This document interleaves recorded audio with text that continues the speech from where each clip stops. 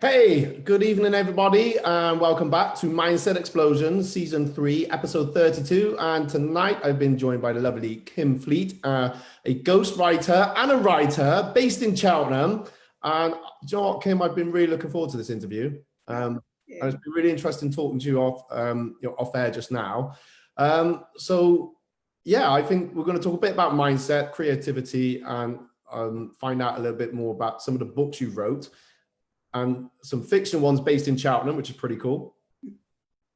Yeah, absolutely. Looking forward to it. Yeah, and we'll find out, because obviously you help businesses or people write their own books. And I truly believe, like you've said it to me, there's a book inside everybody. We've got at least one good book, I would imagine, whether it be our memoirs or just even just some ideas. So hopefully we get some tips tonight on how we can get started. And obviously, if anyone's looking for a coach, well, we're lucky we got Kim on air with us now, who can coach and guide you into writing your own book. So how long have you been writing, Kim? Rather alarmingly, over 40 years now, which sounds like an absolutely terrifying number. But I did start very, very, very young. It sounds like you started before you was even born, to be honest with you. So that's very flattering and obviously working. So when I was 9, my dad gave me a book called How to Write Your Own Novel. And it was aimed at kids, this book. And I read it. And for the first time in my life, it dawned on me that all the books that I absolutely loved reading were actually written by somebody, and that people had it as their job to write these books. And with all the confidence of a 9-year-old, I thought, well, this can be me. yes. And so I, this will be easy peasy. Yeah. And I sat down and I wrote a book, very heavily influenced by Enid Blyton. So it was about a group of kids and their dog, obviously, and they find a spell book and do one of the spells, and it sends them back in time to Elizabethan England, where they uncover a plot to assassinate Elizabeth I and put Mary Queen of Scots on the throne.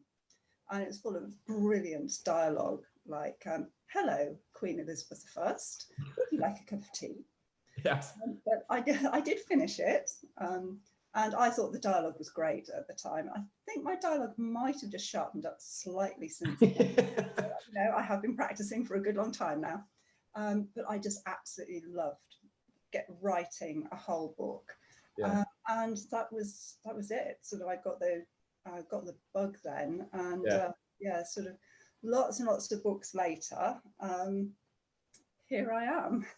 Brilliant. And you've spoken a few times at the literature festival, you're saying as well, is that right?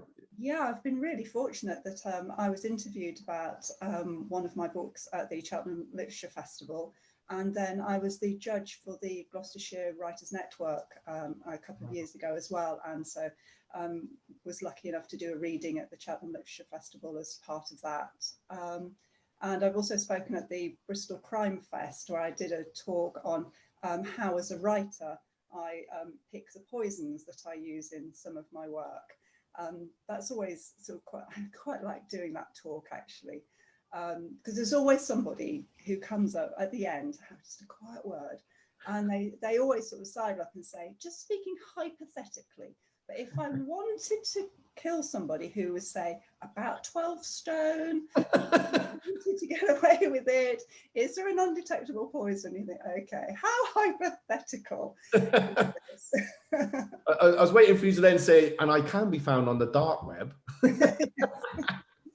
Yeah, I do have all sorts of resources that I use for research in my books, because you have to get it right. Readers are very, very savvy, and if you get it wrong, then they tell you. And so I do have to research all kinds of less than savoury things. So sort of in the past, I found out how to make a bomb, how to, about different guns, about poisons, about what happens to the body after death, all of that. I mean, really not tea time reading stuff whatsoever. But I guess that's so important to write a great novel. I guess you need to do the research and, like you said, it's got to sound believable. Otherwise, someone's going to call you out. And yeah, exactly. Yeah. And you've got to be true to what you're writing. Yeah. So that means sort of doing your research, and that people watch a lot of crime on TV, and that's always sort of got a, well, usually got a lot of authority behind it. The people there research it. So if somebody dies from a particular type of poisoning, the person acts the way it would look if that happens. So you can't fudge it. In fact, that's one of the reasons why my the character in my Cheltenham-based detective series isn't a police officer, because you have to get the police rules and regulations right, and they change quite frequently. So if you're writing it in 2013 and it doesn't come out till 2016 and the rules have changed, for example, then your book's actually wrong, and people will start will tell you. Yeah. So tell us a bit more about this, because is it 5 books around this detective in Cheltenham?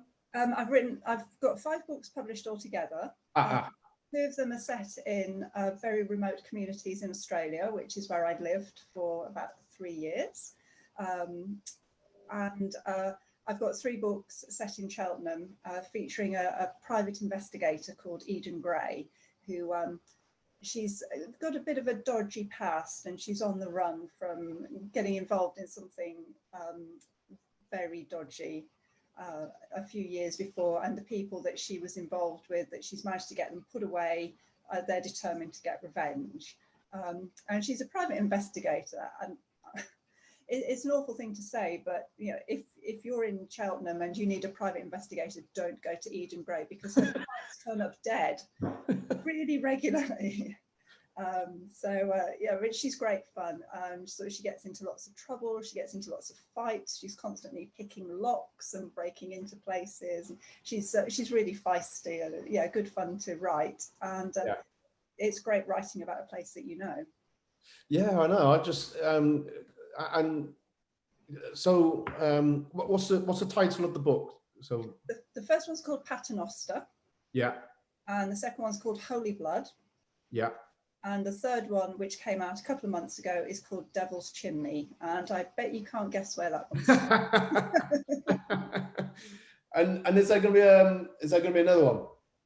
I'm not writing a 4th one at the moment, but I do keep on having ideas for a 4th book. And actually, a little while ago, I was talking to a friend of mine, and she said something, and I thought, oh, that's got Eden Gray mystery written Right. for it. So, I'm not writing it at the moment. I'm writing something different, but who knows? Yeah, yeah. I just think it's quite exciting. It's something based around, you know, where we live, and you know, so, and it's not about spies. No, that's right. It's a little bit different. So yeah. Oh no, it's fantastic. And is that available in bookshops, or is it Kindle or? Yeah, I think you can get them possibly from Waterstones or Smiths, but they're certainly all available on Amazon as ebooks and in paperback. Yeah, brilliant. And as you were saying, or I think we might have said it off the live. So you also have people like myself, business owners, or just anyone really, to get started, because you're a ghost writer as well, right? Yeah. Yeah. Yeah. So how does that work, Kim? So if say you've got an idea for a book, maybe you're a business owner, you've developed a new program or a new technique, you've got a new philosophy on sort of what it is that you do, and you want to sort of put your stamp of authority on it and say, look, I really am the expert in this, and by producing a book, it might be that you don't have time to write it, or you don't want to write it, which is fine. In which case you might hire a ghostwriter, so somebody like me, who will write it for you.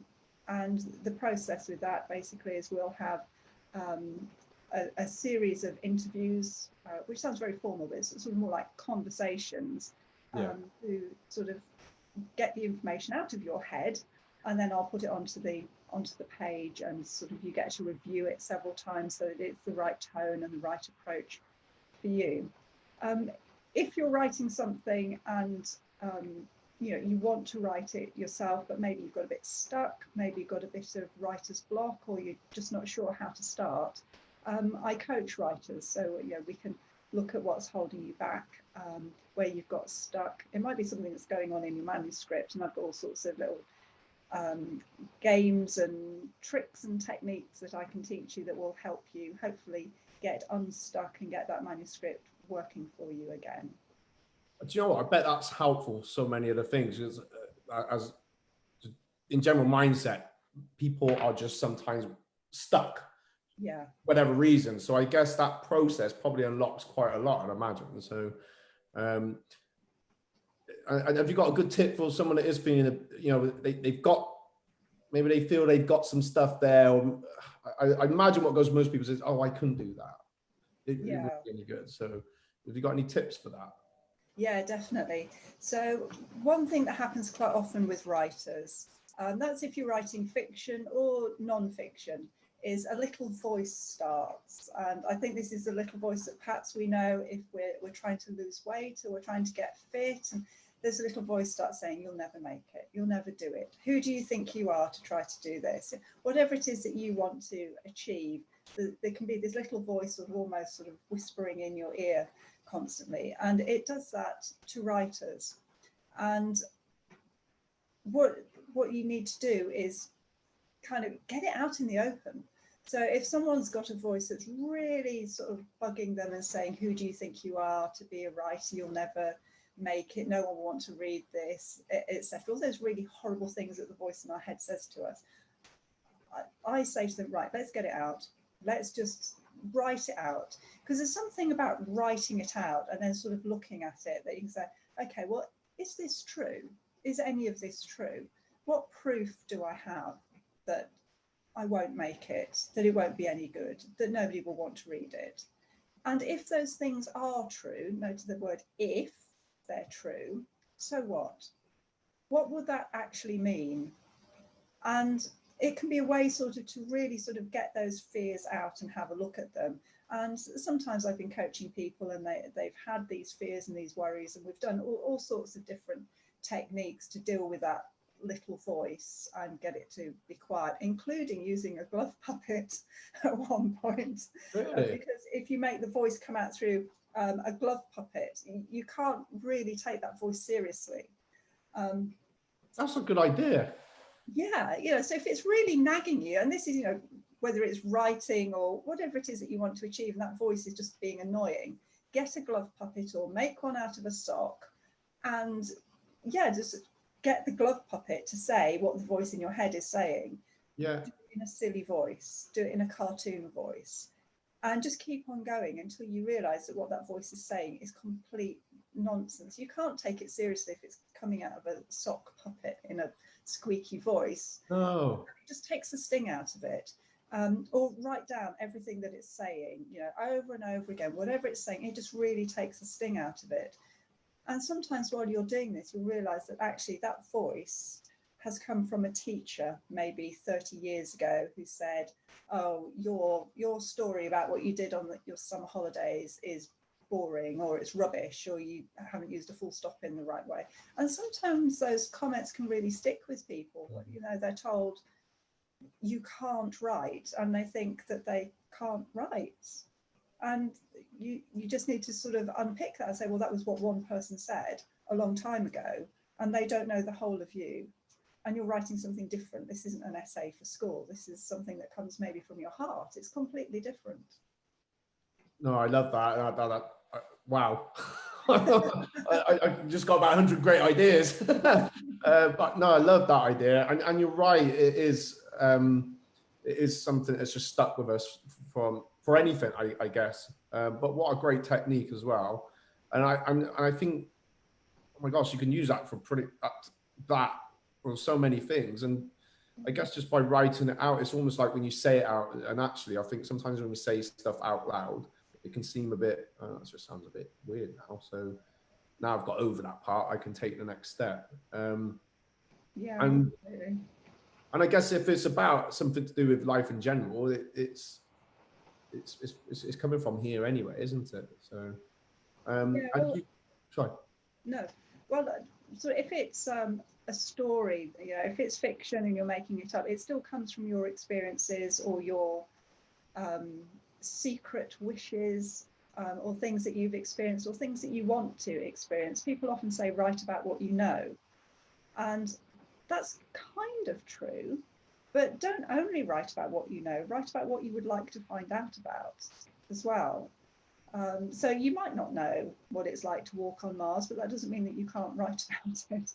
Yeah, I get you. I get you. And I guess then because you got the passion for something, you're more likely to crack on and do it.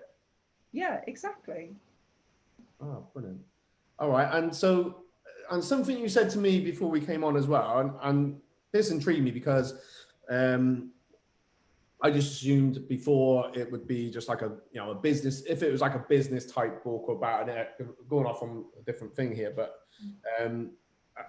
it would be just, maybe a business owner. But you had this idea of, yeah, but even someone that's just an employee, because if you want to advance in career. So what was that was quite a good idea. What's your thoughts behind that? If you explain a bit more. There's something about adding the word author to your name or your profile. And although I'm a ghostwriter for business owners who want to write a book to sort of stand out, maybe in sort of quite a crowded field, or who want to support their stamp of authority on sort of their worldview or the way they go about things. There's absolutely no reason why people who are employees can't write a book to put their stamp of authority on something, or to say how they see the world or how they interpret whatever it is that they're doing. And if you're applying for promotion, or you're applying for another job that maybe is a step up the career ladder, there's nothing quite like a book as a calling card, in a way. When people say, "Oh, what's your greatest achievement?" and you reach into your briefcase and say, "Well, actually, it's this book." Because writing the book is saying, well, you've got original thoughts. You're not just accepting what everyone else in the world says you've got to think. You're thinking for yourself. It sort of shows that critical faculty. It also shows incredible stamina. To write a book just takes hundreds of hours of work. And so if you are able to do that, perhaps getting up at 5 or 6 in the morning to write your book, it just shows incredible dedication and stamina. And these are all attributes that employers are really keen on. And so if you've got an idea, if you've got an original view, if you've got something to say about the world, then say it. And these days, there are lots of options open to you in terms of publishing. So you can self-publish, where you take control over the whole process, but what your book looks like, how it's edited, what the cover looks like, where it's sold, all of those kinds of things. Or you might want to take it to a mainstream publisher, and they sort of will handle all of that for you. You maybe have slightly less control over what the book looks like and sort of how it appears. So, there's pros and cons for both of them, but there's lots and lots of options available to you for actually getting your work out there and putting your original stamp on things. Yeah, I totally agree. As just by chance, as I said, today's the 3rd year anniversary of the book I did, and I never in a million years thought I would write a book. I think I got below C in English for GCSE. So, and just to really empower what you've just said, it was so valuable to me in that it says author, and not just for the thing of having an author, but like for martial arts, because it's case studies of people I've taught and how they advance with their confidence. And so if someone new coming in and they're not sure, oh well, this person, I can just give them the book and say, look, just go to that chapter, read about that person with ADD, whatever, and see how it advanced them. So I think it's got a lot of power behind it, definitely. So that's why when I come across you, I need to interview this person, because it's just nice to put it out there. And you're local, even better. Yeah, People are local. Yeah, see, so yeah, it's local, and of course with the fiction, that something in Cheltenham. Oh my God! But I think Hollywood should. I don't know. You may not want that. Would you be up for them making a film? Yeah. Yeah. Absolutely. Oh yeah, come on. Yeah. Bring it on. Yeah, it would be just so thrilling. Yeah. if any of the books were made into a film. It just would be amazing. I mean, I wouldn't expect them to be the same as the books, because obviously a film is very different, it approaches it in a very different way, but it would be absolutely thrilling. One thing about writing about Cheltenham that's absolutely brilliant is when people say, I think you did something in my house in your book. That's quite good. Sort of, I've had people say, I think you had a car chase past my house in your book. And you're, okay, where do you live? And then they'll say, yeah, I did have a car chase past your house. Hey, well, that's a good idea. You could put a couple down the road and say, hey, just to let you know, in this book somewhere, and then they'll be talking about it. Yeah, it's because obviously I write about places that I know. Yeah. And when I've written a polished draft, then I give it to a couple of friends to read, and it's quite interesting the little comments that come back in the margin. So some of the scenes are in coffee shops around Cheltenham, and my friends will sort of put little smiley faces and go, we went there, we had lunch there.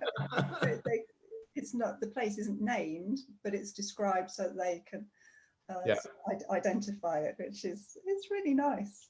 Oh, it's okay to name Cheltenham martial arts, so we'll just put that out. Yeah, okay, that's fine.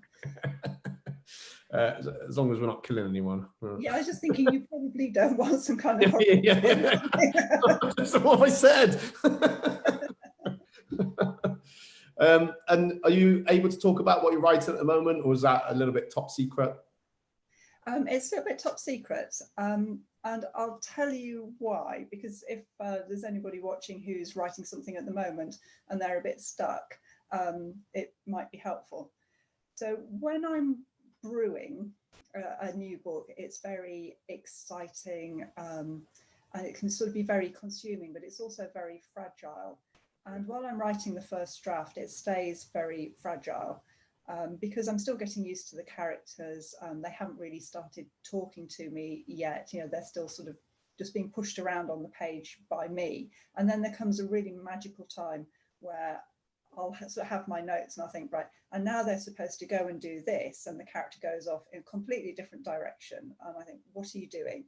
And they just end up completely out of my control. And that's when I know that I've got them, because they're doing their own thing. They're thinking their own things. It can end up in a bit of chaos, though. There's sort of hitting people and why are you doing that? Who are you? But when books are in sort of a first draft, they're really, really fragile. And so if you start talking about it and you say, oh, it's a book about such and such, and there's this person, and there's this really funny bit of dialogue, and you start telling people it, you can very quickly burst the bubble. And so the energy of the book is in it being secret until you've got that first draft down. And then once you've got the first draft down, if you absolutely have to tell somebody about it, then do so, but not before then, because you can just sort of pop it. And the more you talk about it, the less exciting it is. And you can start to get to a point where you think, well, there's not really any point in writing this now, because I know what's going to happen, because I've just told 15 people what my book's about and who the main character is and this funny bit of dialogue. So you can sort of lose the energy that way. And the other thing is that the people that you're likely to tell about your book can be perhaps not as enthusiastic about it as you are, because you've got it in your head and it's really powerful and there's tons of energy in your head. But when it comes out of your mouth, you've got all the background to the characters that makes it funny or exciting to you. But when you sort of say to your dearly beloved, and then there's this bit where she says, and then he says this, and there you go, right. I totally get where you're coming from. Yeah. And then you just think, well, is that not funny? Why didn't they think that was funny? Why didn't they think that was amazing? Why didn't they think that was a great piece of dialogue? It's because they don't know the characters. They've not read all the stuff up to that point where the killer line happens. But you can really then start to undermine yourself. And actually that person is just going, I have absolutely no idea what you're talking about. Yeah. Right. Yeah, I totally get it. Do you know what? I think that applies to a lot of stuff, not just with the writing. So how do you come up with the characters? Do you kind of do like a profile on them, or was it pretty much it's in here and it I'm a real pen and paper person when I'm writing. So all all the sort of thinking about it and plotting and doing the characters, it's all done with bits of paper. I start out with a huge bit of paper on the dining room table and lots of crayons, and I think I sort of draw stuff and I draw arrows between people. And for the characters, sometimes it's that I need a character for the plot, and then I start thinking, well, what might be the right character for that? But usually when I'm writing, I start with the character first, and then I think what's going to happen to that sort of person. And I do all sorts of things, actually. So I'll start with a rough idea of how old they are and roughly what they might look like. And then I ask myself questions like, what's in their fridge? So is it a wedge of brie and some grapes that have been rinsed and put in a china bowl and some skimmed milk? Or is it half a packet of bacon? Or is it a few leftover slices of pizza, etc.? Because if you know what's in their fridge, then you're really starting to get to know the person. I ask myself, who was their best friend when they were at school? Did they have any pets when they were young? What do they do with their clothes when they get undressed at night? Are they throw it on the floor and leave it there? Or are they a fold it neatly sort of person, or put it in the washing basket sort of person?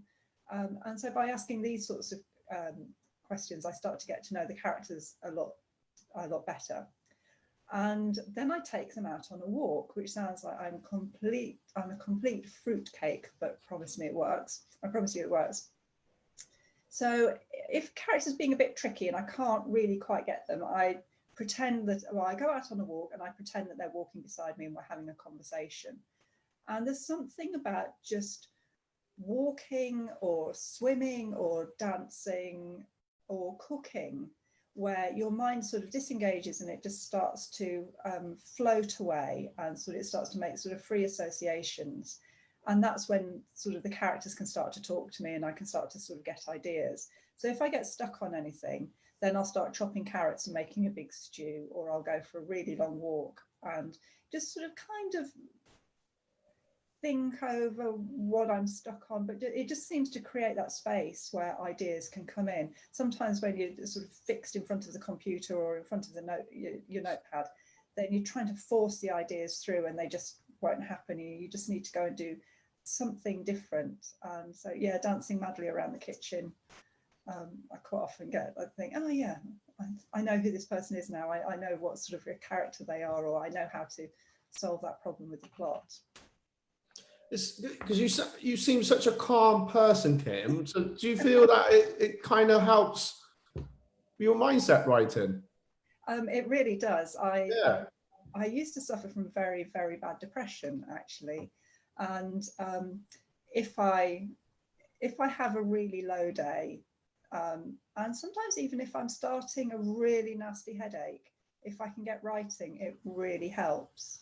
I don't know why it should be like that, but it just does. So yeah, in a way, writing keeps me insane.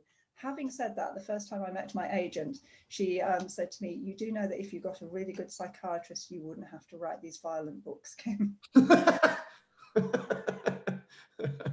Yeah, but I can. Fun in that. Yeah, but I think what a healthy way to do it. And I've been through depression myself. I understand that it is finding an outlet that works for you. And I think I was just listening to what you were saying. You know, where you're out for that walk, and it just seems so peaceful to me. And you kind of, you know, you're working out what you're going to be doing for the book. But I think that creativity helps with in anything. A form of creativity helps with things like depression and mental health and just, you know, everyday stuff. And I guess even just writing stuff down, you know, feelings, it's out. And a bit like what you said with the puppet. So actually, we've kind of gone into mindset now anyway. But but again, it's just finding the right tools to, you know, to suit those things. Yeah, that's a good one. Sorry, I've really enjoyed that. You know, some really and some great tips that could be taken out from, you know, whether it be writing or anything. So yeah, one thing that people say to me is that they say, "Oh, I couldn't ever write because the blank page is terrifying." And I think that's sort of a mindset thing as well, because to me, a blank page is a challenge. Is, oh, Yeah. well, I'm going to write something on it then. One thing that I find with when I'm working with writers, particularly if they're fiction writers, is we're often all very addicted to stationery. So we can spend hours looking at lovely notebooks and lovely pens and like to be given lovely notebooks as presents. Actually, writing in that notebook can be quite a difficult thing, because if you've got a lovely notebook, there can be this real sort of fear of, oh, I'm going to mess it up. Oh, what if I make a mistake? Oh, it looks so beautiful, and then I'm going to write my scribble in it. So if that's you, what I recommend people do is have your lovely notebook and then scruffy it up a bit. So in the inside cover, write, this notebook belongs to, in some big swirly writing. Get some magazines, cut out pictures that inspire you, maybe pictures that remind you of your characters or locations or things that you just like the look of the picture, and then paste them into the pages. And then it starts to look a bit more used, and then you're going to be less terrified about writing something. And if you do write something and you have to cross it out, it doesn't matter, because it's notebook, it's there to be written in. But sometimes these notebooks can be so beautiful, they're quite intimidating, so that you have to sort of cut it back down to size and just stop it terrifying you, because it's your notebook and it's there to be written in. Oh, it's a brilliant idea. Brilliant. I think you said you haven't got any workshops coming up, but you do host them every now and then. Yeah, I do. Yeah, on all sorts of different things. So starting to write, writing crime, creating characters, writing short stories, all sorts of different topics. I tend to do them as a day-long workshop with lots of writing in there. So people are often surprised by how much they can write in a very short space of time. So one thing I do on the workshops is we have 2-minute free writing exercises, which basically means I give you a starting point. So it might be the sound of the sea reminds me ...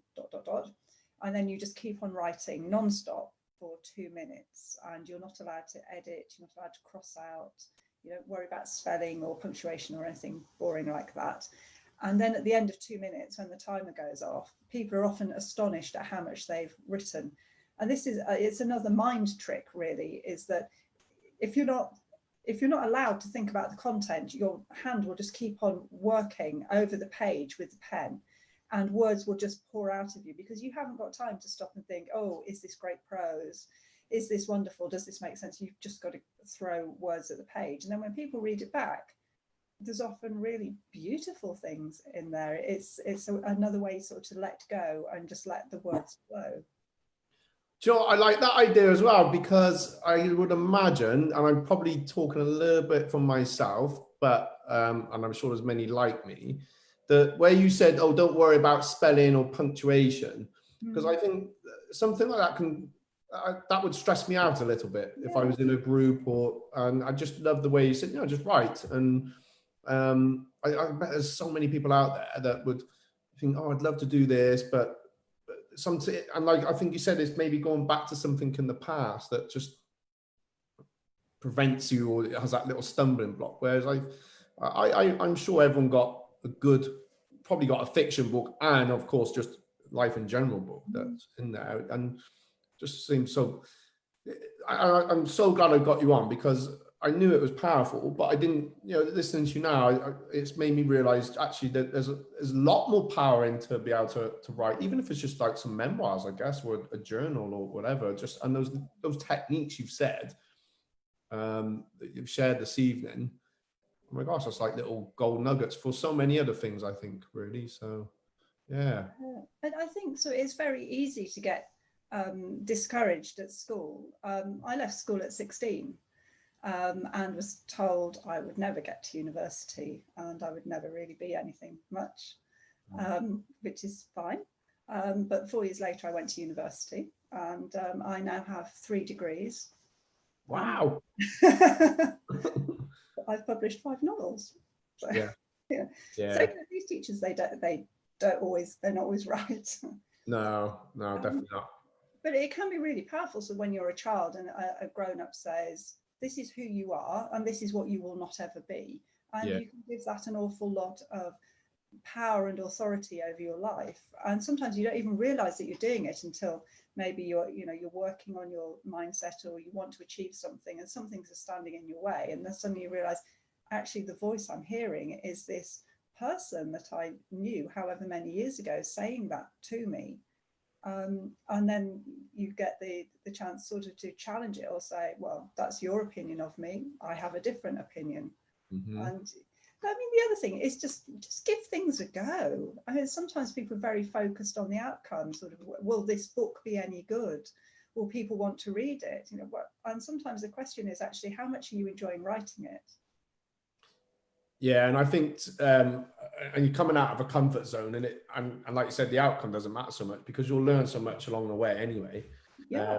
And it just, I don't really know how many people have bought this book of mine or whatever, really, but it's just, it's something that's there, and it was just more for, like I said, I treated it a bit of a business card, I guess, but now you've inspired me to do some more, so.